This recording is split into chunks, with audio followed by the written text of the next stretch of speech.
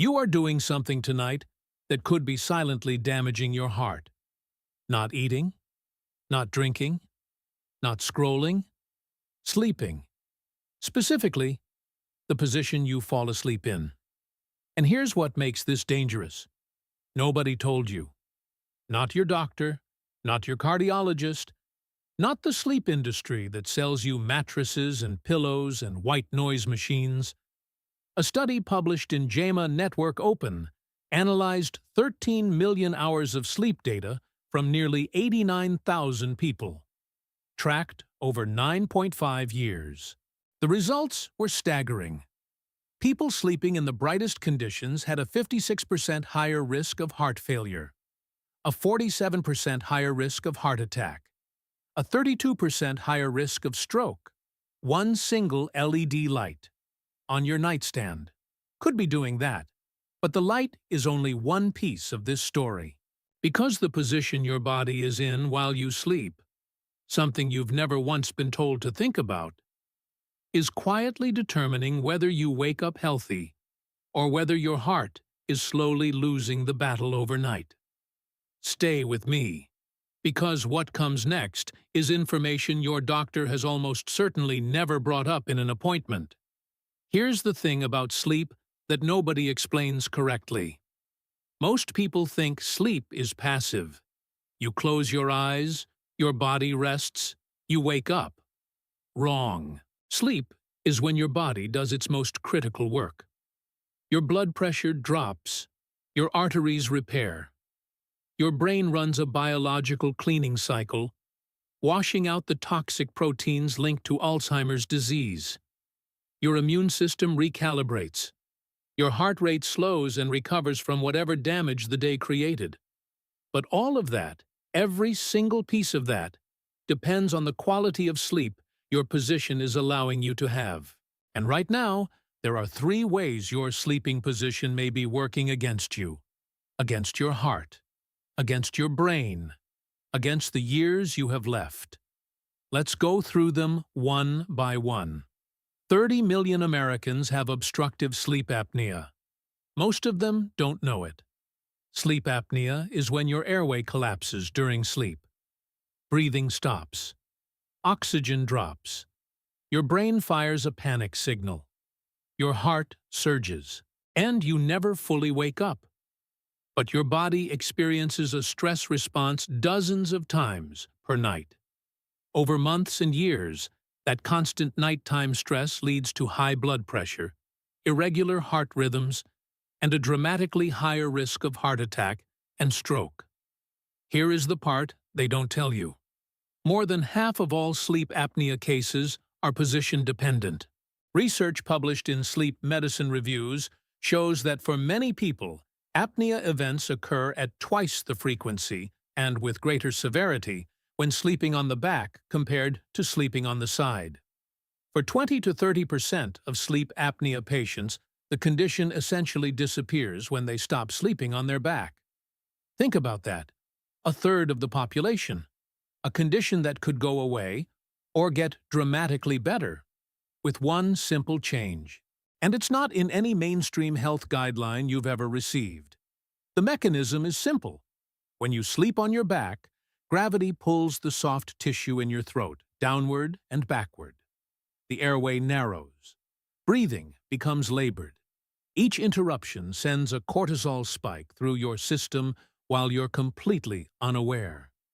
Now, here's the test. Do you snore? Does your partner say you stop breathing at night? Do you wake up exhausted, no matter how many hours you slept? Do you have high blood pressure that doesn't respond well to medication? If any of those apply, your sleep position may be a key factor that no one has connected for you. In 2013, neuroscientist Maiken Nedergaard at the University of Rochester made a discovery that changed everything we know about sleep. She identified what's now called the glymphatic system. Here's the simplest way to understand it. While you sleep, cerebrospinal fluid pulses through channels in your brain and flushes out toxic waste, including the amyloid beta proteins that build up into the plaques associated with Alzheimer's disease. Your brain runs a biological dishwasher every single night. And it only works while you sleep. But in 2015, her team published a follow-up study in the Journal of Neuroscience that added a critical detail. The efficiency of that cleaning process depends on the position of your body. They measured glymphatic transport, the actual flow of that cleansing fluid, in subjects in 3 positions: on the back, on the stomach, and on the side.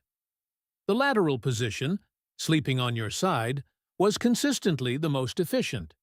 In the supine position, flat on the back, the system underperformed. The toxic proteins cleared more slowly. The researchers stated directly, "The lateral position appears to have evolved specifically to optimize waste removal from the brain during sleep." This is not a minor finding. This is the difference between a brain that wakes up cleaned and a brain that wakes up carrying yesterday's damage into tomorrow.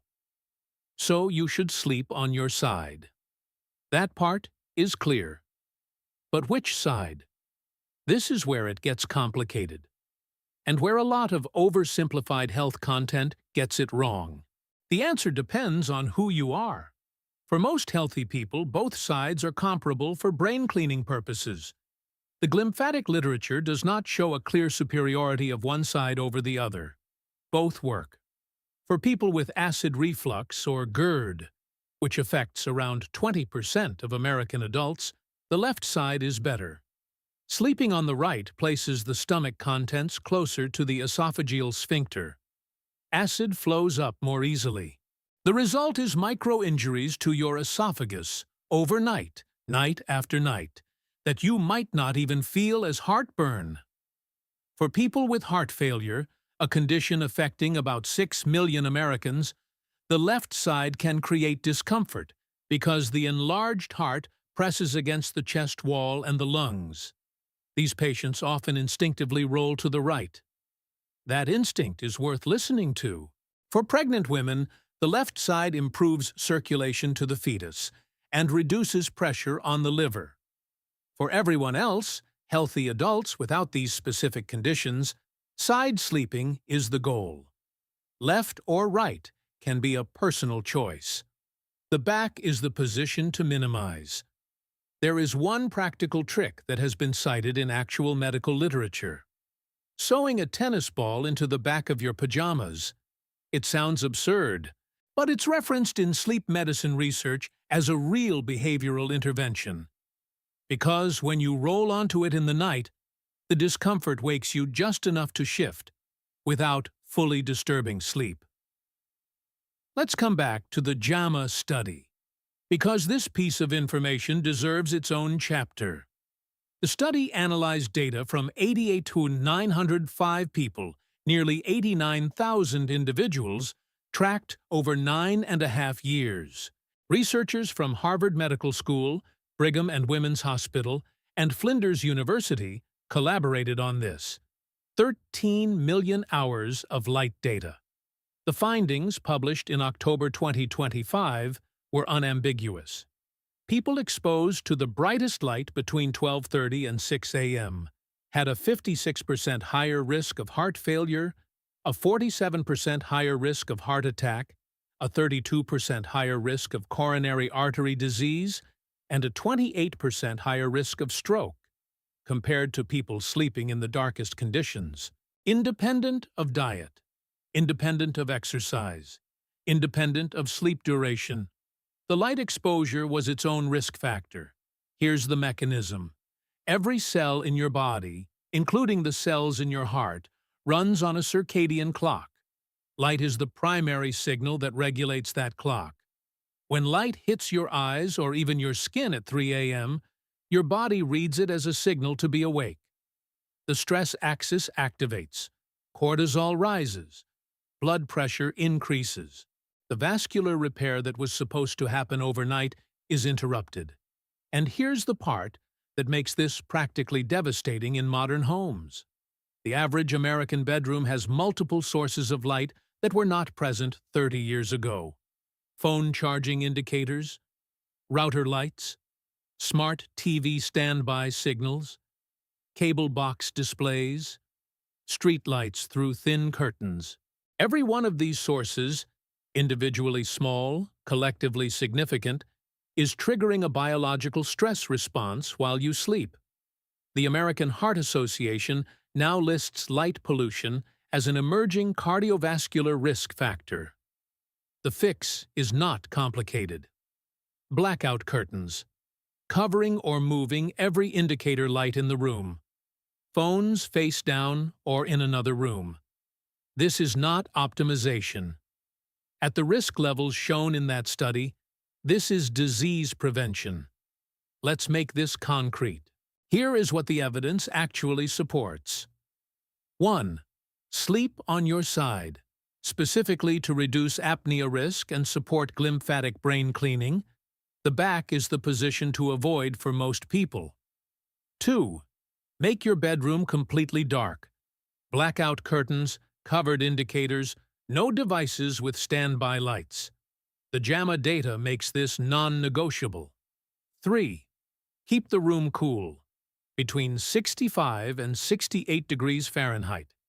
Core body temperature must drop for deep sleep to begin. A room that's too warm keeps your heart rate elevated through the night. 4. Stop screens 45 minutes before bed. Blue light suppresses melatonin, not by a small amount.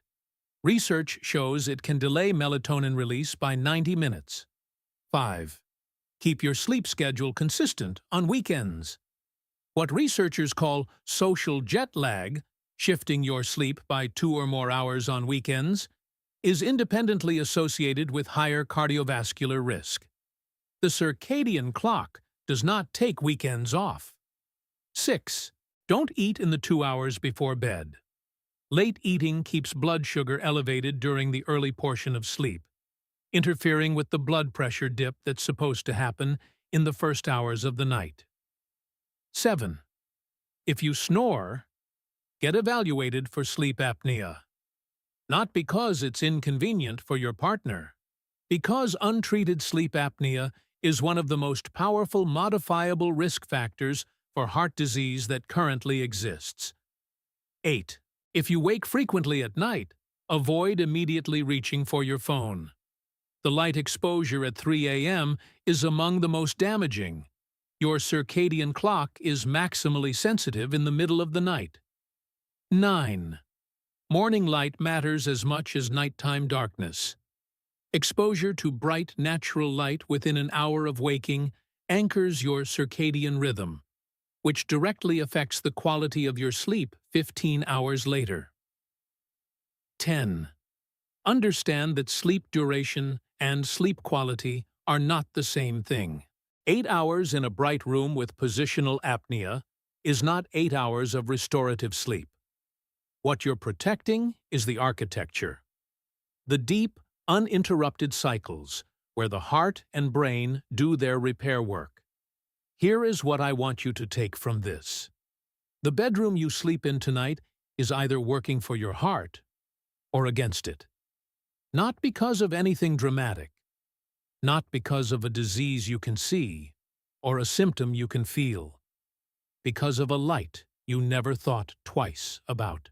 Because of a position nobody told you mattered. The research is not speculative. The JAMA study tracked nearly 89,000 people for nearly a decade. The sleep apnea literature spans decades. The Glymphatic discovery came out of some of the most respected neuroscience labs in the country. This information exists. It's in the journals. It's in the data. It just doesn't make it into the appointment. It doesn't make it into the pamphlet. It doesn't make it onto the back of the mattress you paid $3,000 for. Now it's made it here. What you do with it tonight is up to you.